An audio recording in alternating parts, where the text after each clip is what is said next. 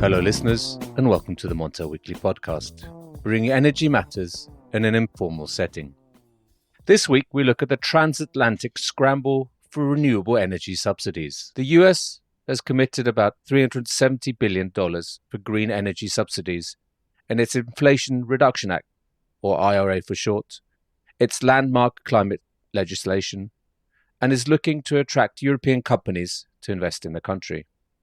What will the consequences be for Europe's net zero targets? Will many companies decamp to better rents in the US? The legislation has upped the ante for the EU, which will need to at least match some of the incentives on offer.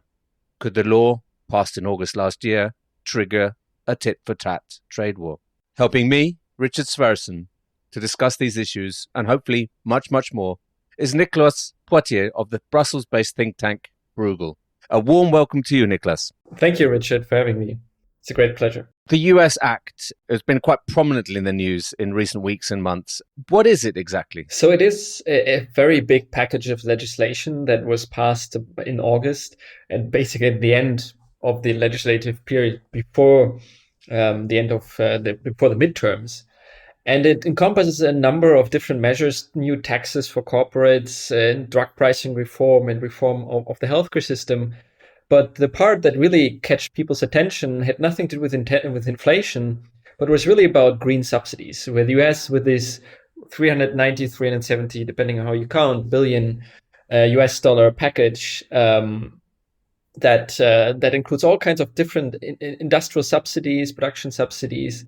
And policymakers all over the world, in Europe, but also many other places, are concerned that these subsidies might lure away industries, that they might have compete with the US now on subsidies, and this would be against the advantage of the companies. So why is it important to the US, this act? It is important in multiple regards. It is important, I think, when we talk here about energy, it is important it's the big headline decarbonization policy, and it's kind of the American response to address climate change. At the same time, it's spending around a lot of money on kind of recharging the energy system, switching transportation away from fossil fuels to electricity. So it touches on many different things, but it wants to achieve different goals at the same time, and I think this is what makes it problematic.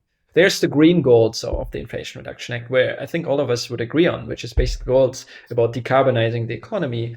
But there's also industrial policy goals, where the US wants to play a big role in the new industries, and it wants to use subsidies to make sure that these industries are located in the US and nowhere else.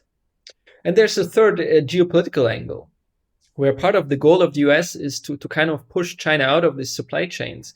And there are specific rules in there that say that you can only get these subsidies if you don't have Chinese inputs in your supply chains. And all of this has different implications for the world, and we will get into this probably later, but there's implications on global governance of how we think about the subsidies, but also, of course, the economic effects. What does it mean if companies have these incentives to produce in the US and not somewhere else? Yeah, I mean, there are no global state aid rules, are there? So there are indeed global state aid rules, and the problem with this is that these state aid rules are basically quite blatantly broken by the IRA. So for European listeners from the EU has very stringent state aid rules, and if you say the world doesn't have state aid rules, you're right in the sense that the world doesn't have state aid rules in any way comparable to what the EU has. But there's some minimal rules, and one of these rules is that you cannot make state aid conditional on inputs being produced in your country. And this is something that is quite explicitly, for instance, in the subsidies that you get for, or the tax credits that you get for if you buy a new EV. This only applies if your EV is assembled in the US and it has content from partner countries of the US. And one of the questions is who is a partner and who is not. Absolutely. We'll talk more about that later, Niclas. But do you think it is a protectionist move then? In some way, it is protectionist in the way that it wants to get industry in the US. I mean, it wants to protect the US markets from foreign competition, make sure that stuff is produced in the US. So in that way, it is. And I think it is a policy shift for the US. I mean, there has been under Donald Trump, there have been a big protectionist push, which at the time was quite directed at China, but also European countries and other East Asian countries were kind of collateral damage of some of these policies. But these policies really much were about tariffs, were about making sure that basically making imports more expensive. Whereas this is really an embrace of industrial policy in a way that is very different and much bigger. And that is kind of interesting because US, one of the complaints that the US was using to justify their tariffs against China was that China was using state aid in an unfair way. And now the US itself is embracing state aid.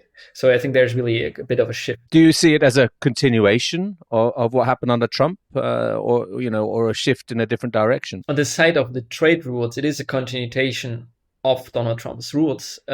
We see that the United States has not shifted their stance on the WTO, on the World Trade Organization. These policies violate the rules. The US blocks the legislative rules that countries would have to litigate against this. So they basically block the appointment of new judges to kind of the appeals court in the international level. And that means that they kind of constrict the way countries can react. And this was done under Trump and started to some extent under Obama. And then they started this trade war, and basically this hasn't really worked and it hasn't really delivered. So now they're trying something else. So that way it's still not complying with international rules.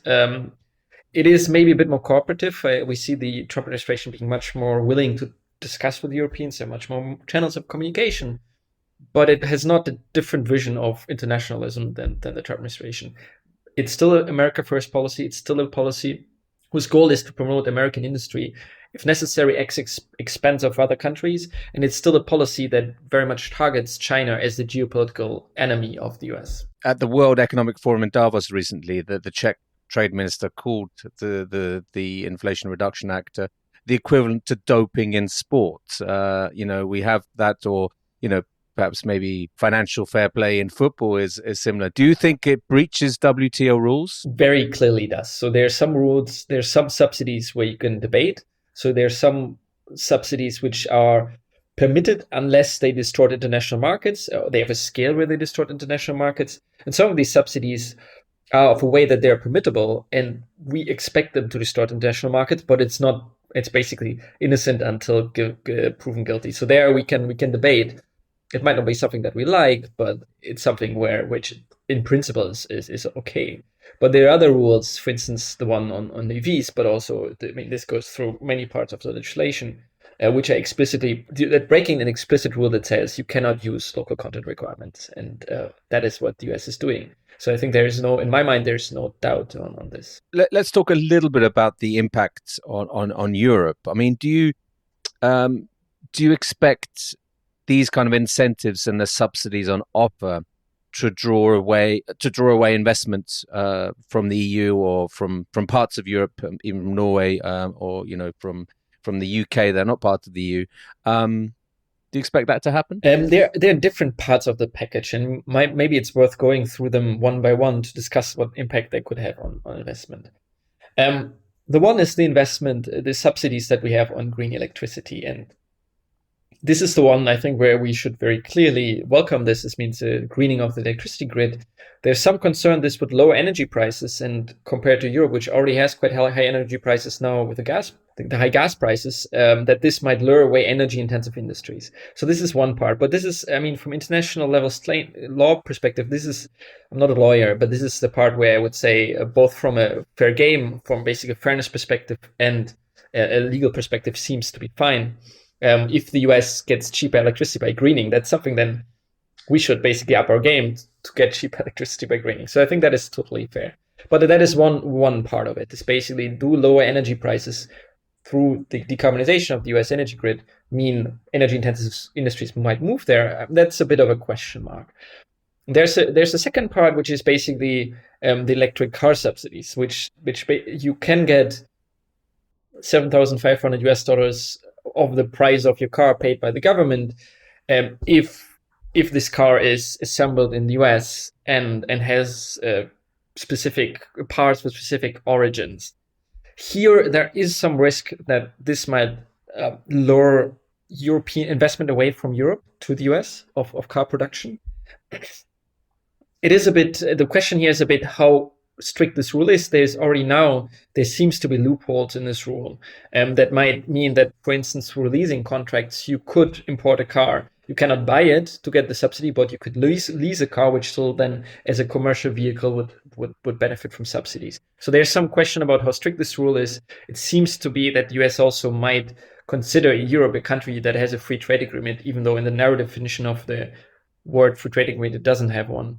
They might consider this term in a strange way, at least from my eyes. That might mean that we benefit. So there's a bit of a question what applies here. There's still a lot of things to work out, but this might push some car manufacturing to the US.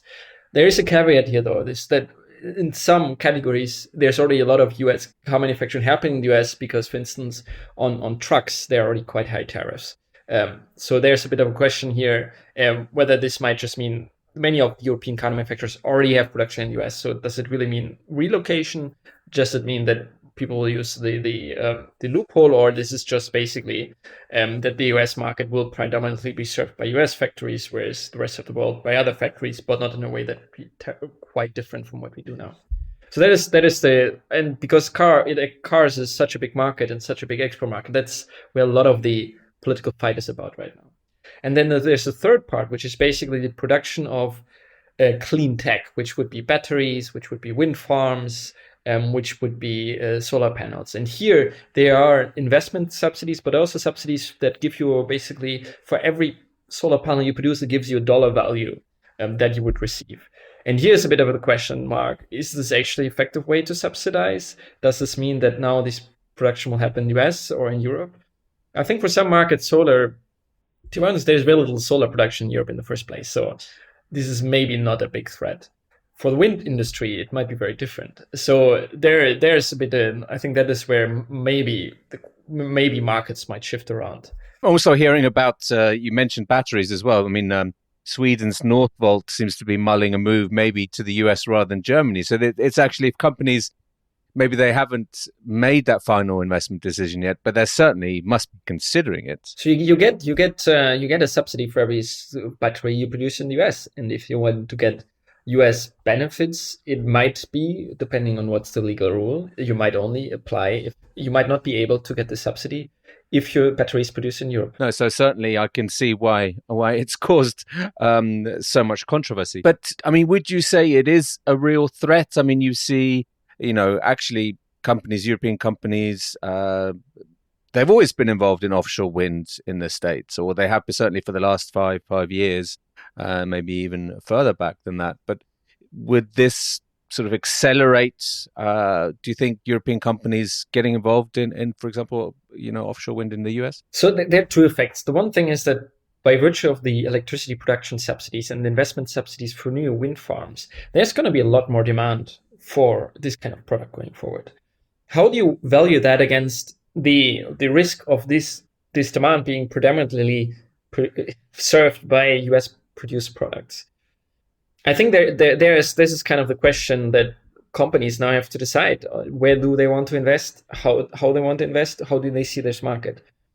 But I think for an economist, we should be clear on this. I mean, there's the industry by industry question that every industry that is affected by this law has to ask themselves, what does it mean for us? And quite frankly, I'm not an energy economist, so I'm not able to really have a strong view on whether the kind of value that is put on a solar wind power blade might be a big value in 2027 or not. No, that's kind of like this is a long-term product. Investment takes time. How do we assess this? How do we assess this against the cost of transport, of labor, of permits, and all the regulatory environment? So this is kind of, I think this is the big question: how impactful how important are these subsidies relative to all the other costs that a company might bear? And I think, for instance, in an industry like solar, it might actually be not as relevant, or I don't know. But in some industry, what we saw in the past, for instance, solar panels, that they went to China, didn't. Subsidies played a role, certainly, but it was also the access to resources and cheap labor. How relevant is this for solar in 2027? I don't know. So I think there's a lot of these questions. But then as Europe as a whole, I think I'm much more positive on this. Because it is maybe specific products have incentives to be produced in the US now, but still they will have supply chains that are linked to them that then might be imported to the US. And at the same time, this affects specific products. Affects maybe a dozen products, but the European economy is so much bigger. So I think we should not freak out too much about this. I think we should consider really and analyze this now. What is the effect on the different industries, and what can we do to kind of counteract them and make sure we're competitive in this industry? But this kind of ghost of deindustrialization that is now sometimes said in the press, I think that is way overreaching. We're also doing a lot of subsidies in Europe as well. So to get a grip of kind of what is the actual effect of this, I think is quite complicated picture. A lot of firms or associations, find the move divisive. They've called it, instead of, binding transatlantic ties, you're cutting them in this kind of sense.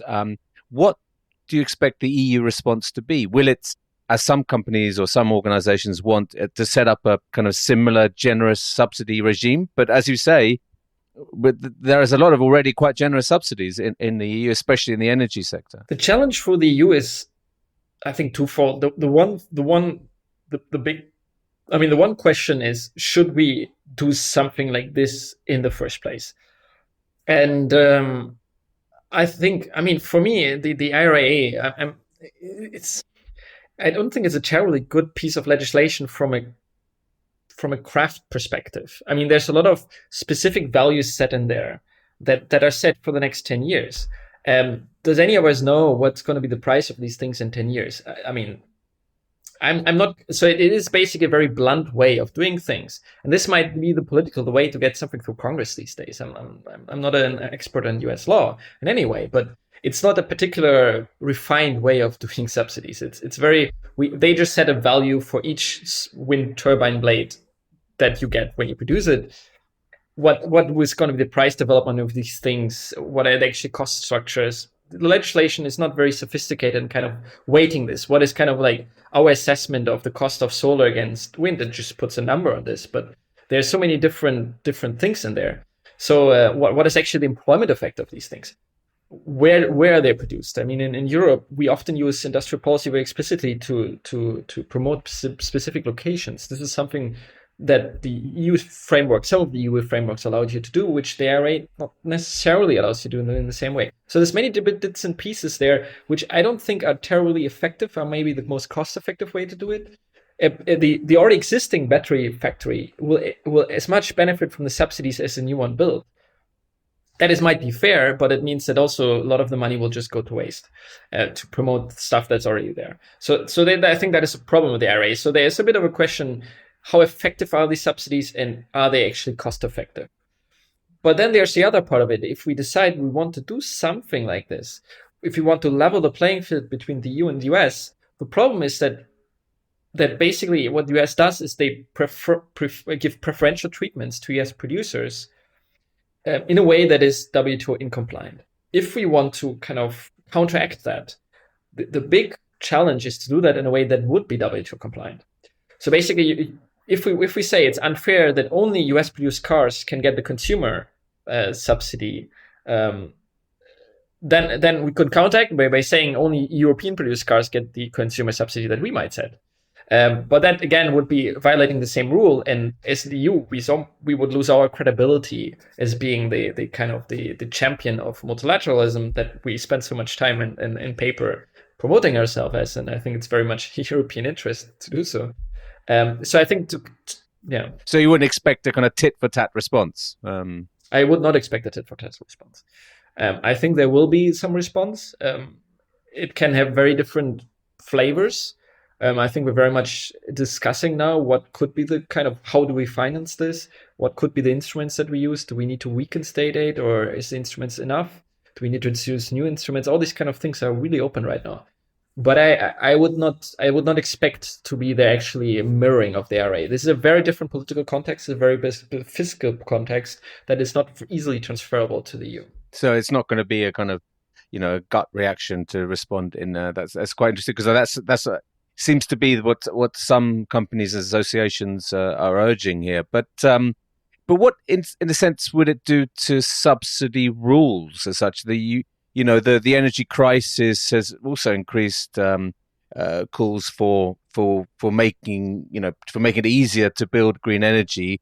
Do you expect a change in the way subsidies are handed out, and perhaps you mentioned state aid rules, perhaps a weakening of those as well? So the European state aid regime was intended to make sure that companies compete each other by having cheaper and better products instead of by lobbying their respective governments to give them subsidies. So the fear was a bit cliche here that France would basically prop up Renault in a way that Germany might not prop up Volkswagen, or the other way around.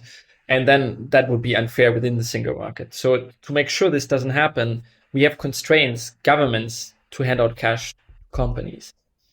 This is really about basically protecting the single market. But even nowadays, where we're now competing in many more fields very differently internationally, we still have these rules. And the fear, and what we've seen in the past with some of the corona measures, is that big member states and member states that had more austerity or maybe more restricted fiscal policy have much more space of doing state aid than other countries. So there was this numbers from Commissioner Vestager that 80% of state aid in the last year or so was given out by Germany and France. Germany always making half of state aid within the EU in the last year. There's some issue with these numbers. I mean, they're a bit exaggerated, if you want, but there's some truth to it, that basically Germany has a different ability to give out state aid than any other member state. So one of the big questions here is basically, how can we adapt state aid rules in a way that on one hand allows us to compete through subsidies where we think we have to do that internationally, at the same time make sure that this doesn't kind of gives a free for all for Germany, where they just hand out money and make sure that all these new shiny industries are in Germany, where other countries might just simply not be able to compete with. And how do you see that playing out then, Niclas? What do you see? Because there's a lot of talk, it's at the forefront. We're still in the middle of the energy crisis. People are capping revenues for renewable producers. We're looking at market reform in the energy sector. But how do you see this subsidy state aid discussion moving on? So there's different kinds of ways you could do this. One of the proposals to get around of the problem of the differential fiscal space that is there is to have EU funding. So do the same thing we did with with the Next Generation EU package, that the EU as a whole takes on money, and that is money then that's spent on state aid instead of countries borrowing money on markets. That is one way to do this. The question is then, how do you spend the money? Is it EU projects? It's national projects? Who decides on which project is financed? So this is one part of the question, is how do you finance this? And there's this sovereignty fund idea, which will solve some of the problem. The other problem is basically under which rules would you spend this money?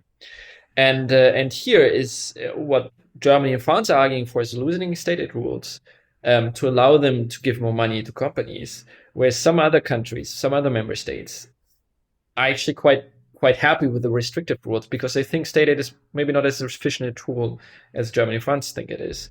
That feel in the long run they might be hurt, even though it might work out now with the sovereignty fund. In the medium term, this money might run out, or whatever else might happen, that this is not a good idea to do. So there's this kind of different camps, and there's different deals you can make. Germany is a country that in the past was not very happy about joint borrowing, but now really wants to do industrial policy through subsidies. So there might be a trade-off there. Other countries might think very differently about this.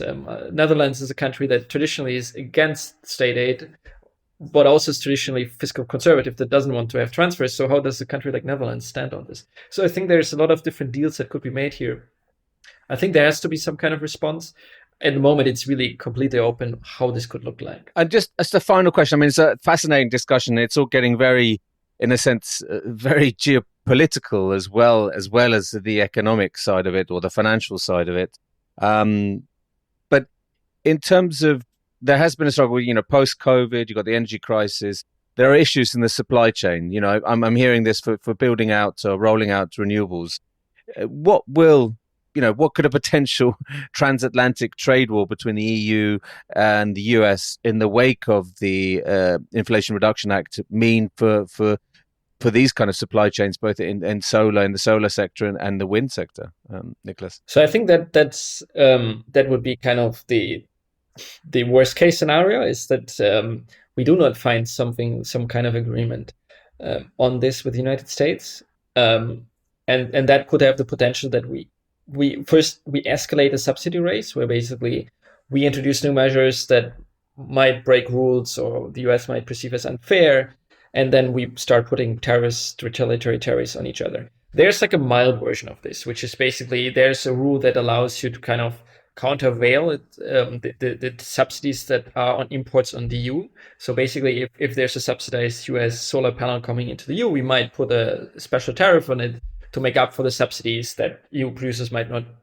receive. But that doesn't help you on third markets. So there's this kind of milder response. It's not necessarily escalatory, but there might be very escalatory things that you could do. You could complain at the WTO, and if you get a ruling, even though it might not go through the whole legal process, you might choose to use retaliatory tariffs, as we've done with steel and aluminium in the past. And we have seen in the past many of these kind of trade wars also, and trade conflicts also between the EU and the US. The question is really, what kind of signal does this send, and what kind of does it mean for supply chains? And we are in Europe in a moment of war where we get a lot of military assistance, where the US really wants to also make sure on their front, basically make sure that they have allies in their struggle against China. And I think in all these different geopolitical situations that are really complicated, like some kind of transatlantic trade war would be super damaging, not just from an economic perspective, but also just from a geopolitical perspective. What kind of message do we send to the world by this? What kind of does it mean for the global green agenda if instead of trying to build together, to decarbonize together and build kind of a positive sum kind of green policies, where we start putting retaliatory tariffs on green goods? I think all the kind of messaging is really problematic. So I really hope that we avoid that, and that we manage. I think there is a good communication channel between the European side and the Americans right now. There are constraints of what can be achieved, given that Congress in the US is a mess, and there might not be as easy to adjust the legislation as we might hope to. But I think in the end of the day, we have a lot of alignment on some of these goals. I think there's an agreement between the EU and the US that we want to decarbonize economies. I think there's an agreement between the EU and the US that we want to diversify our supply chains. We disagree on where we diversify. Everyone would prefer that to happen at home, and the US is willing to do quite radical things to make sure it is so. That's not in our interest, but that's just one part of this whole package. The bigger part, I think we're risking losing the bigger picture. The bigger picture is we have a green legislation with the US now that we should welcome. There are parts we don't like, but it is an approach that the US has taken, and now we should find a way to kind of to live with that and make sure that we're not pushed out of some industries because of that. Let's hope so, Niclas. Fingers crossed that the politicians or the policymakers on both sides of the Atlantic see sense, and that there isn't a slowdown in the decarbonization process and the goal towards net zero. So, Niclas, thank you very much for being a guest on the Montel Weekly podcast. Thank you very much for having me. It's a great pleasure. So, listeners, you can now follow the podcast on our own Twitter account, aptly named the Montel Weekly Podcast. Please direct message any suggestions, questions, or let us know if you think you have a good idea for a guest on the show. You can also send us an email to podcast@montelnews.com. Lastly, remember to keep up to date with all that's happening in energy markets on Montel News. You can subscribe on Apple Podcasts and Spotify, or wherever you get your podcasts from. Thank you and goodbye.